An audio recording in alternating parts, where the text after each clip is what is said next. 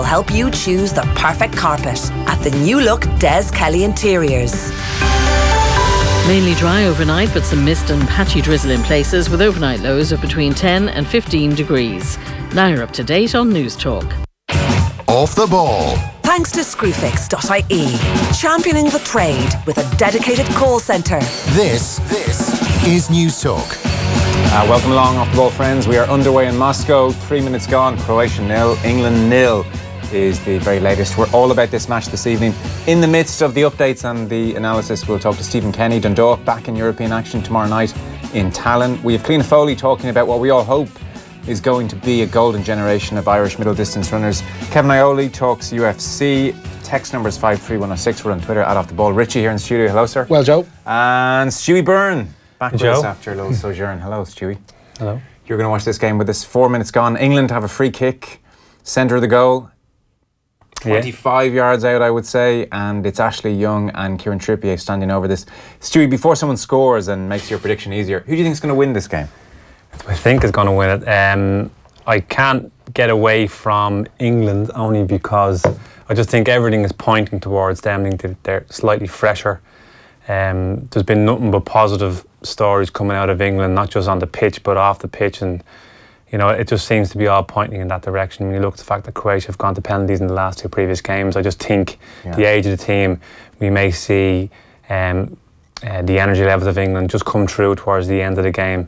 But just, I'm sort of siding with England at the moment. No, I knew you were on England side when you walked in here in an England jersey, so that's probably part of it. That's pushing it a bit too far now. Trippier standing over this. We'll stay with this for a moment because this might be interesting action first off. Hits it. What a goal! Yes. Oh, what a goal! Kieran Trippier, top right corner. Oh, England 1-0 up, 4 minutes gone. What a goal! That's a handy start. That's probably the best free kick I've seen in the tournament so far, because when you consider where it's from, it's probably, is it 20, 21 yards out, just outside the 18 yards box. He's got to get it over the wall.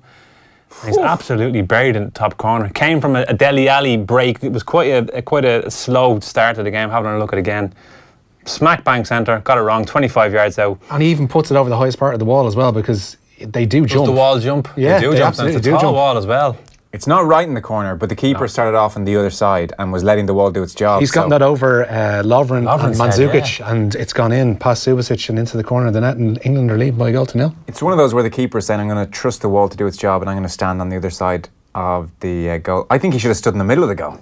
But I think what happens there, Joe, is that if you know you've got a wall that's going to jump and they're going to jump in unison, you're effectively nullifying that ability. But as we've just seen, if technically you can hit a free kick as good as that, it doesn't matter whether the wall jumps or not. So that's a hell of a start for England. It really is. 6 minutes gone. How will they react now is the question. So if this was Ireland, we'd say, right, everyone back. Shops closed. Game over. Day off, yeah. I don't know how they're going to react. I mean, I think the game itself, in the lead up to the free kick, was a little bit cat and mouse. You could just see that, you know, Croatia were putting that back three of England under a little bit of pressure, because obviously they felt that, you know, a lot of the play comes from Stones and he started a lot of the moves, so they were kind of nullifying that. But came from a Dele Alli break, and Modric just found himself wrong down. Quibbles over in the BBC, but sometimes over in the UK, but sometimes you have to hold your hands up and say the state has done the nation a service. And today on EastEnders, Danny Dyer was talking about this match. Stewie, have you seen this? I haven't seen this, no. This is beauty. This is Danny Dyer at his kitchen sink in EastEnders. I'll tell you what we want to do, stick someone on Modric, early doors. He gets more space than NASA, that little mug. And then we just sit back, wait for a corner, Harry Maguire, boom, sticks it right in the net. Ta-ta, Croatia. I'll tell you what, we're getting that final, we'll win it. You know that, don't you? Oh, see, he's done the slips and old David Davis this morning. Put Southgate in there. That's what you want to do. The only geezer I know wears a waistcoat better than me. I did tell you it was coming home, didn't I? I don't know, I lost you at NASA. I mean, when you win, you win. The music. The music makes it. When did Danny Dyer become the greatest living Englishman? I think about a year ago it started to dawn on us. So I really didn't like the guy. Yeah, and now in the last 2 weeks, I'm right on board the Dyer train. He is, he's winning in every aspect. And his daughter's doing great in Love Island as well, but that's for another show. Is it, Joe? No, I think we should go into this now. Is she doing okay? 8 minutes gone. She's great. She's very What's likable. the premise of Love Island? I don't even watch that, so you can't even ask. Is it a competition? You go to an island to find love, but the audience do vote for the winners ultimately. It's a mix of Big Brother and Blind Date. You're not watching it, no? Just me and you are the only ones probably that I'm Probably watching. are. 9 minutes gone. England 1, Croatia 0. If you're just tuning in, a brilliant, really brilliant Kieran Trippier free kick, top right corner, curled it with the inside. It was he's been brilliant from set pieces. Trippier, loads of quality in that right foot. So what? The audience decides what the best put together couple is. They vote for their favourite couple at the end. They're a manufactured couple. No. And the audience has to vote for which one they like the best. No. They all go in as singles and they Copulate. They see who likes who and how it all works out. They're there for quite a long time, actually. It's bizarre. Well, on paper, it's not great. But in practice, it's the best television in the history of TV. Is this the thing Lee Sharp was on a few years ago? No.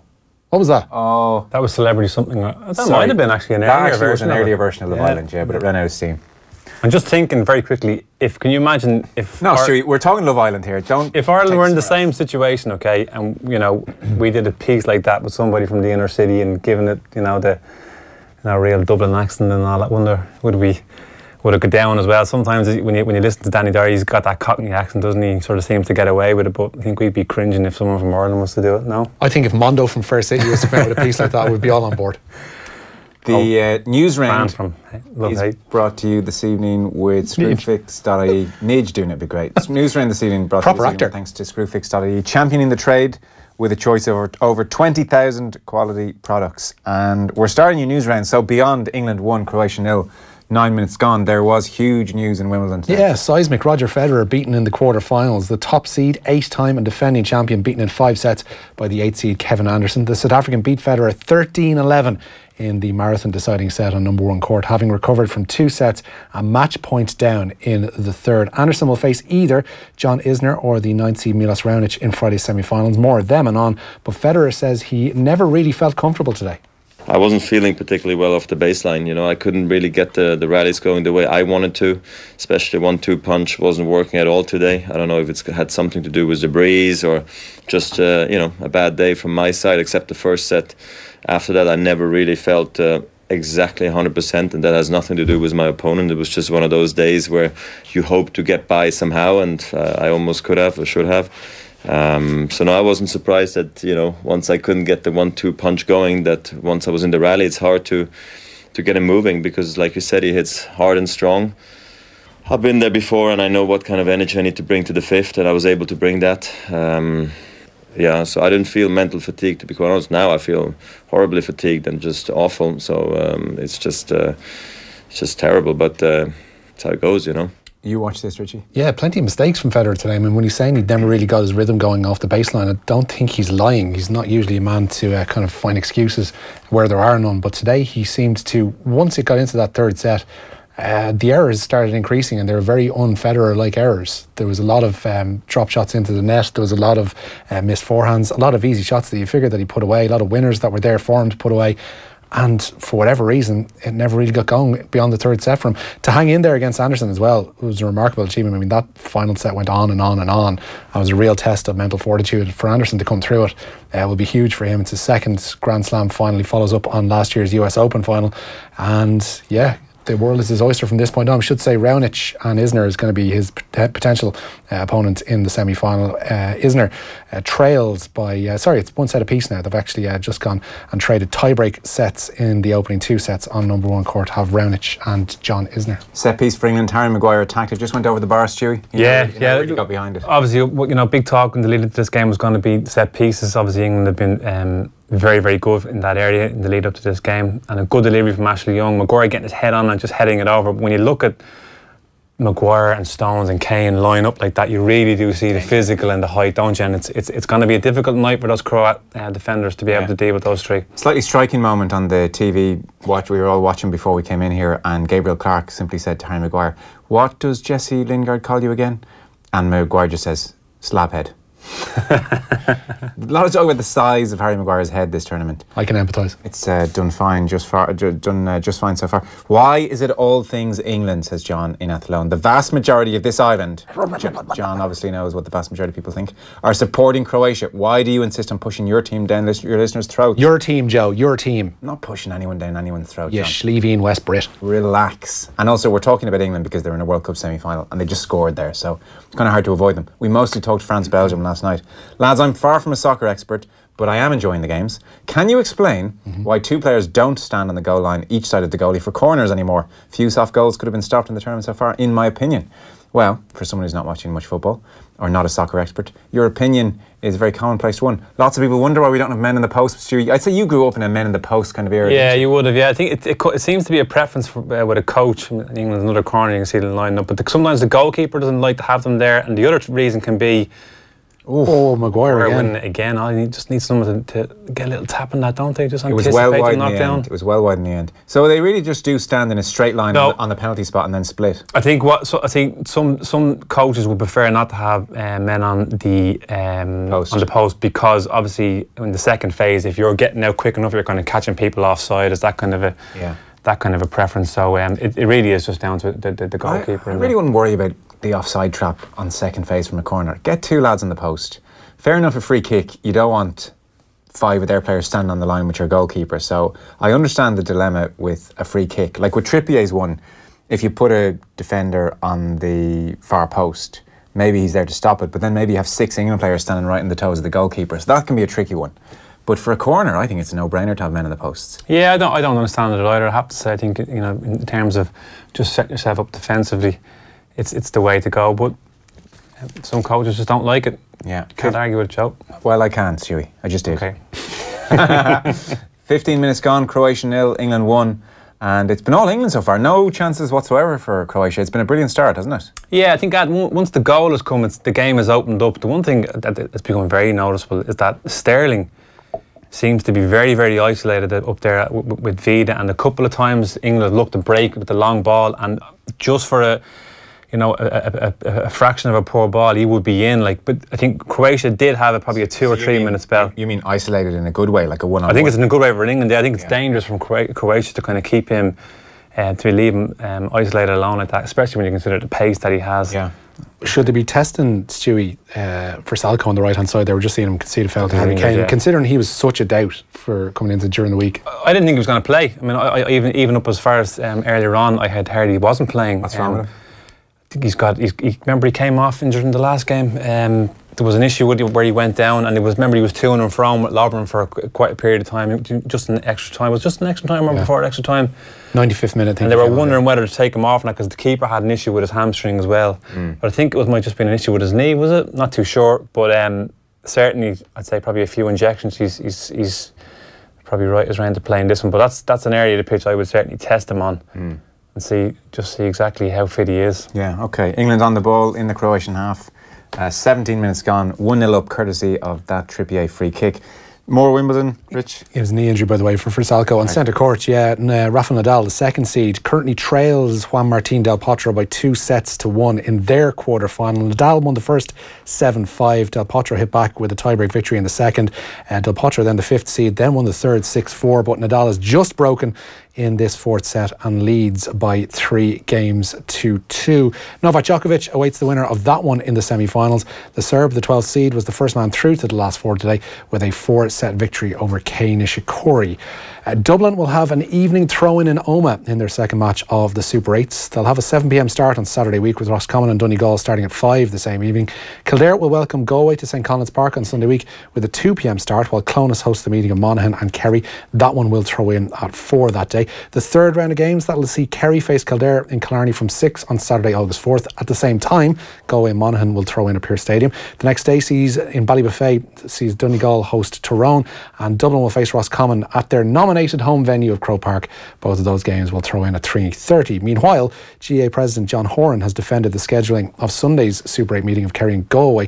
The game throws in at Croke Park at the exact same time as the World Cup final. But speaking to BBC Northern Ireland, Horan doesn't see the issue. Yeah, look, we can't kind of legislate for these things happening. If it was two countries that had no connection with Ireland whatsoever playing in the World Cup final, I wonder would people have any interest in it. And let's be honest, the true Galway and Kerry supporter will turn up in Croke Park. I'm pretty sure people would be interested in the World Cup final. No one cares about it, John. No one cares about the World Cup final. England are in it.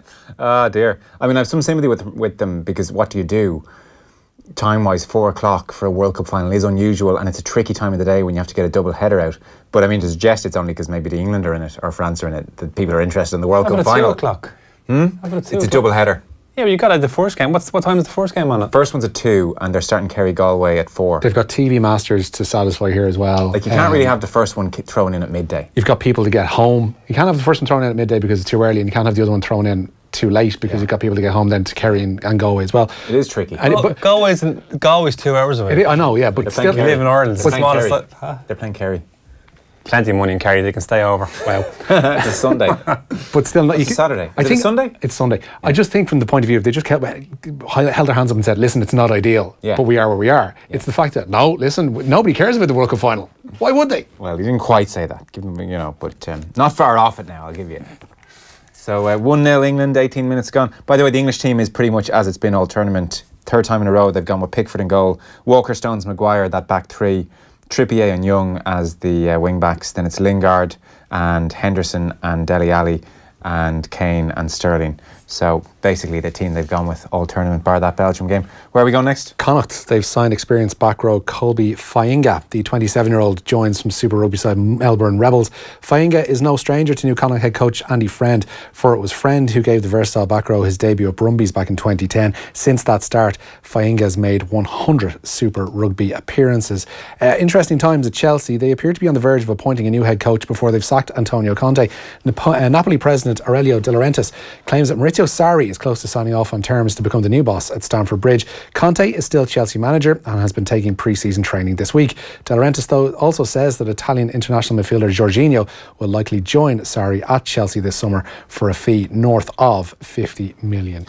This has been the type of game so far where England, in every other game they've played, I'll just pause here as Croatia are on the edge of the area, gets a shot away, blocked brilliantly. Was that Stones? I think he's been brilliant. I think John Stones is a great tournament. But it's been an interesting game that England generally have had the lion's share of possession in most of their games, whereas here Croatia are a bit more on the ball. But England are trying to press them and harry them, and it's been a little bit stop-starty, bitty kind of a game. No one's had easy possession. Like, England are trying to put Croatia under pressure on the ball. Well, I think that's what England has done that quite well in this tournament, I have to say, even though I don't think they really have played anybody of the calibre of Croatia, but they've worked very well as a team in trying to squeeze opposition into certain areas of the pitch. You can see, I mean, just listen to Damien Duff earlier talking about, he thinks that he might do it, they may do it a little bit unnecessary at times, you know, they all kind of squeeze into one corner, force whoever they're playing against to go around them, and then they're all moving as a pack across, like, you know. So what you would say is they are very, very fit.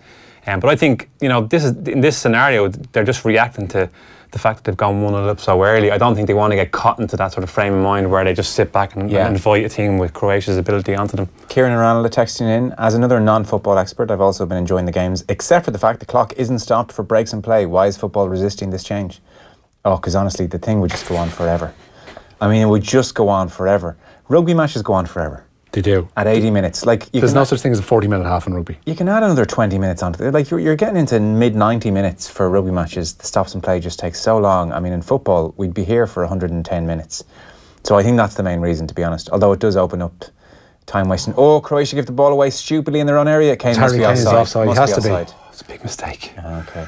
Kane was offside, but Croatia gave the ball away. The ball was played through to Kane quickly. He was offside. They shouldn't have actually passed. He shouldn't have passed to Kane, because it was so clearly offside. Who was it? Sterling. It was Vida just mid-kicked, didn't he? Straight to Sterling. Kane was a little bit asleep, I have to say. He was. Could have got himself back on side. Yeah. So sleepy from Kane and not brilliant play from Croatia. Still 1-0 England 22 minutes ago. In further transfer news, it's understood Liverpool are in talks with Stoke about potentially signing Xherdan Shaqiri. The Switzerland winger has a release clause which is believed to be in the region of £13.5 million. Stoke were of course relegated from the Premier League at the end of last term, and Shaqiri says he wants to stay in the top division. And meanwhile, West Ham have continued their summer recruitment drive with the capture of Borussia Dortmund winger Andriy Yarmolenko. It's reported that West Ham have paid €20 million for the Ukraine international. Yarmolenko joins the likes of Jack Wilshere, Issa Diop and Lukasz Fabianski in signing for Mauricio Pellegrini's side for next term. 3 more players have left crisis-hit Bray Wanderers. Cork City, the most recent to pick the bones of the Seagulls. They picked up 22-year-old forward Ronan Coughlin. Dan O'Kelly, he's off to Bohemians, while Craig Walsh, only back a month following a drugs ban, has also left the Carlisle grounds, with Longford his most likely destination. Bray have been unable to guarantee wages for players and currently sit bottom of the SSE or Tristram Premier Division despite Sunday's victory over Sligo Rovers. What's going on at Bray? I think payment to players is a bit of an issue. About a month ago, 6 weeks ago, but I have to say I thought they sort of fairly snubbed it out quite quickly. and I didn't think it was going to be a big factor. But obviously, with the fear with the players was that after the incident of last year, it was very much a case of here we go again. So once the players have the opportunity to leave, I think they're taking it, and it's unfortunate. I have to say, I remember went out to see Bray just before the break when Martin Russell's first game, and despite the situation they find themselves in, I have to say I think they're well capable of getting out of trouble, because there are also issues at Limerick as well with regards to payments of players. But I don't think this has done them any favours at all. So it's unfortunate, very unfortunate. It hasn't done the licensing system any favours either, because I think anybody, the world and its mother, who has an eye on the league could have seen that Bray have issues, and obviously last year pointed hugely towards that. The fact that they got a Premier Division licence this time around is baffling. Yeah, it is. I mean, it's like anything. There, you know, when you look at the global tax system, there are loopholes that you can always get around, and I don't think we'll ever get to the day where the licensing system will 100%, you know, stop all of this from happening. I hope we do, but I don't think we ever will. It's just, you know, it's just very unfortunate that the same thing has happened twice in 1 year to the same club, and when you consider the ambitions that Bray had this time last year. Dele Alli on the break here, sorry, England on the break. It's just been snubbed out by Croatia, sorry just to cut across. But when you consider the ambitions that Bray had this time last year, they were talking about building a new stadium, they were looking for people to get on board and to really kind of get behind the club. It just goes to show you that it's, I think what that does is that breaks down people's trust in the league, because you know they're talking nonsense, they're talking crap, like, you know, and that that plays on people's mind, and people say, you know, that's what it's all about. But it's not what it's all about, because, okay, Bray haven't done their business correctly, but there are, I would say, 90% of the other clubs are doing their business correctly, and all of this is distracting away from all of the good work that Dundalk are doing, and that Cork are doing, that even the likes of Shamrock Rovers are doing. Like, you know, 3 top clubs in the country, Waterford as well, are coming into the mix. And football, from my point of view, at the higher level, is improving year on, year out. And to be quite honest with you, I know it's unfortunate, I don't really care what the bottom clubs do, because from my point of view, if the top clubs are pushing forward, I think it'll only but have a positive effect on the rest, and the rest are just going to have to follow. Everybody else will see what's they're going well, to have to get their act together, yeah, because somebody's going to come in. And we've seen it already in the league. Investment is starting to come into the league when you see what's happened at Waterford, which was led by Lee Power. Shamrock Rovers had a significant investment in the last 2 or 3 seasons. Dundalk and Galway as well. Dundalk, of course, which is well documented, and obviously the most recent one, which is the Galway one. So that's what happens, you know, investment leads investment. We're talking to Stephen Kenny later on in the show. He's over in Tallinn. They play their first leg of their first qualifying round for the Europa League tomorrow. That's at 5 o'clock Irish time, by the way, in case you're wondering. Still 1-0 England, 27 minutes on the clock. Sterling just hacked down, so England have a free near the touchline. They'll swing a ball into the Croatian box here in just a moment. Rich? Dan Martin wasn't far off victory today in stage 5 of the Tour de France. He finished 6th in a sprint finish into Quimper. That was won by world champion Peter Sagan, his second stage victory of this year's Tour. BMC's Greg Van Avermaet retains the leader's yellow jersey. Meanwhile, Republic of Ireland midfielder Alan Brown has signed a new 3-year contract at Preston. He was named player of the season at the Championship Club last term. He played all but 2 of Preston's league games, scoring 6 times along the way. Punched clear. Ashley Young swung it in, out for a throw. Yeah, Subasic did his job there, I have to say. I thought Croatia were very, very deep for this free kick. Free kick about 35 yards out. Ashley Young has whipped it in right into a very, very good area. But the keeper has dealt with it. He's come and he's punched it away. Throw into England. Arsenal, meanwhile, they've signed France under-20 midfielder Matteo Guendouzi from Lorient. He signs a long-term contract at the Emirates and is believed to have cost Unai Emery's side around €8 million. Well, positive news from Tampere today. Davicia Patterson narrowly missed out on a place in the 400 metres final at the World Under-20 Athletics Championships.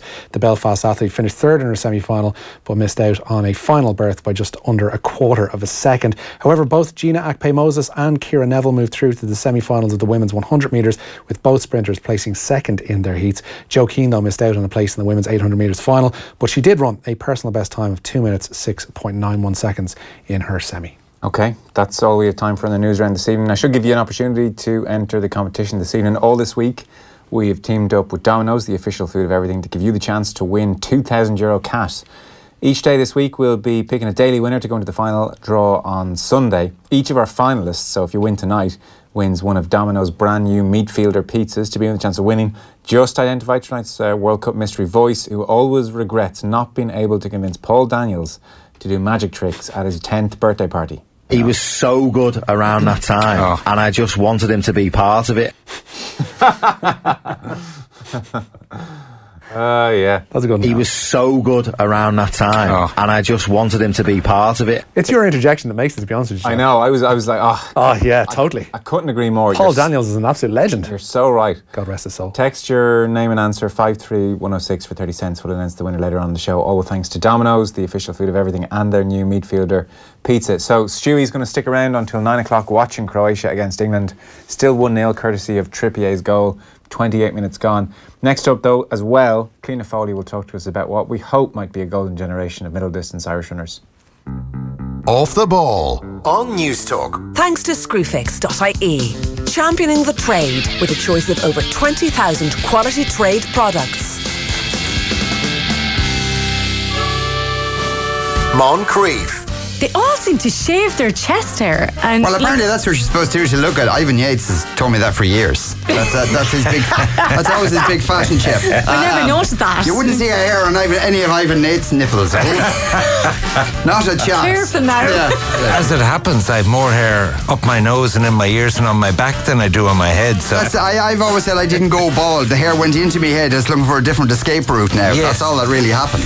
Moncrief. Sponsored by Avantcard. Weekdays from 2 p.m. on Newstalk. Bruce Betting are one of Ireland's leading bookmakers.